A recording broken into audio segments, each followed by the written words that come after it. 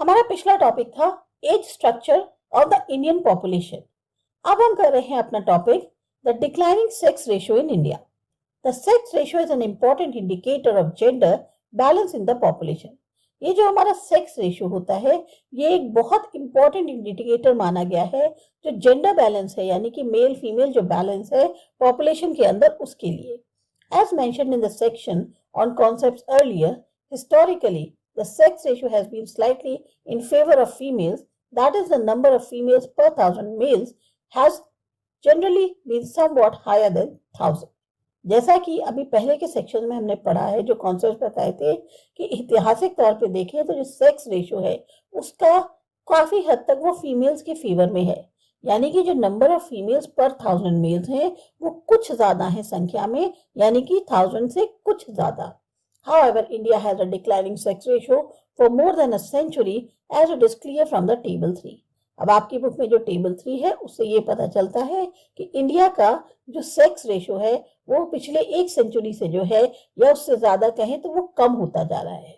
From 972 females per thousand males at the turn of the 20th century, the sex ratio has declined to 933 at the turn of the 21st century, जहां 20th century के turn पे 972 females पर 1000 mails होते थे, वही अब ratio में कमी आई है और जो कि 933 रह गया है 21st सेंचुरी के टर्न पे। The trends of the last 4 decades have been particularly varying. जो पिछले 4 दशक के ट्रेंड्स हैं वो काफी चिंताजनक है। From 1941 in 1961, the sex ratio had fallen to all-time low of 927 in 1991 before posting a modest increase in 2001। 1961 में 941 था जो कि सेक्स रेशियो गिर के 927 हो गया 1991 में। उसके बाद 2001 में थोड़ी सी बढ़त हुई। But what has really alarmed demographers, policymakers, social activists and concerned citizens is the drastic fall in the child sex ratio।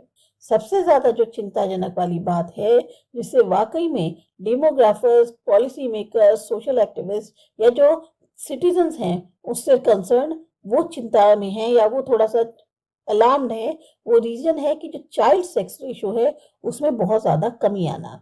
As specific sex ratios began to be computed in 1961। जो खास तौर से एज बेसिस पे specific sex ratios हैं इनकी शुरुआत हुई थी 1961 में। As is shown in table 3, the sex ratio for 0 to 6 year age group, known as the juvenile or the child sex ratio, has generally been substantially higher than the overall sex ratio for all age groups, but it has been falling very sharply। जैसा कि आपका table 3 में दिखाया गया है कि जो sex ratio है 0 से 6 इयर्स एज ग्रुप का, जिसको हम जनरली जुवेनाइल या चाइल्ड सेक्स रेशियो कहते हैं, इसमें पहले बहुत ज्यादा होता था, काफी ज्यादा था। ओवरऑल सेक्स रेशियो के मुकाबले जितने भी एज ग्रुप्स के हैं उसमें इसका रेशियो सबसे ज्यादा होता था, लेकिन ये बहुत तेजी से कम हो रहा है। In fact, the decade 1991 to 2001 represents an anomaly in that the overall sex ratio has posted its highest ever increase of 6 points from the all-time low of 927 to 933. But the child sex ratio has dropped from 945 to 927, a plunge of 18 points, taking it below the overall sex ratio for the first time। अब अगर हम 1991 से 2001 की बात करें तो ये जो दशक है इसमें जो ओवरऑल सेक्स रेशियो जो पोस्ट किया गया है वो सबसे ज्यादा हाईएस्ट उसका इंक्रीज दिखाया गया है 6 पॉइंट्स का, यानी कि अब तक जो 927 था वो 933 हो गया। लेकिन जो चाइल्ड सेक्स रेशियो है वो नीचे गिर गया 945 से 927, यानी 18 पॉइंट्स नीचे आ गया जो ओवरऑल सेक्स रेशियो है उसके मुकाबले, और ये पहली बार है। The state level child sex ratios offer ever great cause for worry। अब ये जो स्टेट लेवल का चाइल्ड सेक्स रेशियो है ये और ज्यादा चिंता का कारण बन रहा है। As many as 6 states and union territories have a child sex ratio of under 900 females per 1000 males। 6 states या यूनियन टेरिटरीज ऐसे हैं जहां पर चाइल्ड सेक्स रेशियो जो है वो पर 1000 मेल्स 900 फीमेल्स है। Punjab is the worst off with an incredibly low child sex ratio of 793, the only state below 800, followed by Haryana, Chandigarh, Delhi, Gujarat and Himachal Pradesh। Punjab सबसे ज्यादा इस खराब अवस्था में है कि वहां जो है सबसे ज्यादा कम चाइल्ड सेक्स रेशियो है 793 का, यानी कि एक ऐसा स्टेट जहां 800 से भी नीचे हैं। और उसके बाद आते हैं हरियाणा, चंडीगढ़, दिल्ली, गुजरात और Himachal Pradesh. As chart 6 shows, Uttaranchal, Rajasthan, Uttar Pradesh and Maharashtra are all under 925। अब जो चार्ट 6 दिया हुआ है उसमें दिखाया गया है कि उत्तरांचल, राजस्थान, उत्तर प्रदेश और महाराष्ट्र ये सब 925 के अंडर आते हैं, जबकि Madhya Pradesh, Goa, Jammu Kashmir, Bihar, Tamil Nadu, Karnataka and Orissa are above the national average of 927 but below the 950 mark. बाकी ये जितने स्टेट्स हैं ये नेशनल एवरेज जो हमारा 927 है उस तक आते हैं, लेकिन अभी भी 950 के मार्क से नीचे हैं। Even Kerala, the state with the best overall sex ratio, does not do well at 963, while the highest child sex ratio of 986 is found in Sikkim. यहाँ तक कि केरला, जिसको हम स्टेट ऐसा मानते हैं जहाँ पे सबसे बेस्ट ओवरऑल सेक्स रेशियो है, वो भी अच्छा नहीं कर पाया, उसके में भी 963 रहे। सबसे ज्यादा जो हाईएस्ट चाइल्ड सेक्स रेशियो है वो है 986 का, जो कि सिक्किम में देखने को मिलता है। Demographers and sociologists have offered several reasons for the decline in the sex ratio in India. आप डेमोग्राफर्स हैं, सोशियोलॉजिस्ट हैं, ये सारे के सारे बहुत सारे आपके सामने कारण रख रहे हैं जिसकी वजह से सेक्स रेशियो जो इंडिया का है उसमें कमी आ रही है। The main health factor that affects women differently from main is child bearing. सबसे बड़ा हेल्थ फैक्टर जिसकी जो वुमेन पे खास तौर से अफेक्ट डालता है और बिल्कुल आदमी से अलग है वो है चाइल्ड बेयरिंग, बच्चा पैदा करना। It is relevant to ask if the fall in the sex ratio may be partly due to the increased risk of death in childbirth that only women face. ये सवाल यहाँ पर उठ सकता है कि फॉल जो हो रहा है सेक्स रेशियो में शायद इस वजह से, क्योंकि जिस टाइम पे बेबी को बॉर्न करते हैं या बेबी बॉर्न होना होता है उस टाइम पे विमेन के डेथ चांसेस के रिस्क बहुत ज्यादा बढ़ जाते हैं और ये प्रॉब्लम सिर्फ विमेन ही फेस करती हैं। However, maternal mortality is supposed to decline with development as levels of nutrition, general education and awareness, as well as the availability of medical and communication facilities improve. अब कहने को maternal mortality जो है वो काफी हद तक उसमें कमी आई है क्योंकि डेवलपमेंट हुआ है, यानी कि जो न्यूट्रिशन का लेवल है उसमें बढ़ोतरी हुई है, एजुकेशन है, अवेयरनेस है, यहाँ तक कि मेडिकल और कम्युनिकेशन फैसिलिटीज भी उसमें काफी ज्यादा सुविधा अब हुई है और उसमें सुधार हुआ है। Indeed, maternal mortality rate have been coming down in India even though they remain high by international standards. अब कहने को मैटरनल मोर्टेलिटी रेट्स में इंडिया के अंदर कमी आ रही है या उसमें कमी हो रही है, लेकिन कहने को इंटरनेशनल स्टैंडर्ड्स के हिसाब से अभी भी वो बहुत ज्यादा है। So it is difficult to see how maternal mortality could have been responsible for the worsening of the sex ratio over time. तो हम ये कह सकते हैं कि जो मैटरनल मोर्टेलिटी है शायद ये मेन कारण है, जिम्मेदार है कि सेक्स रेशियो में जो कमी आ रही है। Combined with the fact that the decline in the child sex ratio has much been steeper than the overall figure. Social scientists believe that the cause has to be sought in different treatments of girl baby. इसके साथ साथ एक fact और combine किया जा सकता है कि जो चाइल्ड सेक्स रेशियो है उसमें जो कमी आ रही है ओवरऑल फिगर के मुकाबले वो कहीं ज्यादा है। तो जो सोशल साइंटिस्ट हैं वो ये कहते हैं कि इसका कारण जो है वो अलग अलग जो ट्रीटमेंट होता है गर्ल बेबीज के साथ उससे निकाला जाना बहुत ज्यादा जरूरी है। Several factors may be held responsible for the decline in the child sex ratio.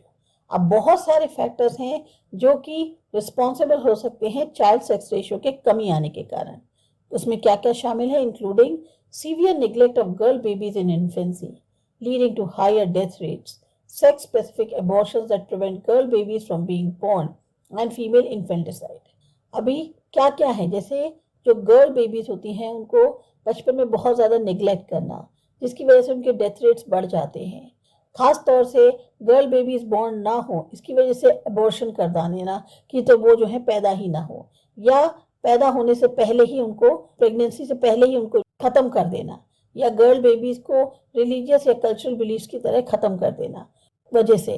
तो ये जो है कारण है जिसकी वजह से चाइल्ड सेक्स रेशियो में काफ़ी कमी आई है। Each of these reasons point to serious social problem, and there is some evidence that all of these have been at work in India. ये सब कारण जो हैं एक बहुत ही गंभीर सामाजिक समस्या को की तरफ पॉइंट आउट करते हैं और कुछ एविडेंसेस ऐसे हैं ये कि बताने के लिए ये सब काम इंडिया में होते हैं। Practices of female infanticide have been known to exist in many regions, while increasing importance is being attached to modern medical techniques by which the sex of the baby can be determined in the very early stages of pregnancy. ये जो female infanticide की practices हैं ये कई इलाकों में होती हैं, कई क्षेत्रों में होती हैं, और ख़ास तौर से जो आजकल की मॉडर्न मेडिकल टेक्निक्स आ गई हैं जिसकी वजह से आपको पहले ही पता चल जाता है कि आपके जो बच्चा है वो लड़का है या लड़की, उसकी वजह से भी ये चीज़ें बहुत बढ़ी हैं। The availability of sonogram, an X-ray-like diagnostic device based on the ultrasound technology originally developed to identify genetic or the other disorders in the fetus, may be used to identify and selectively abort female fetus.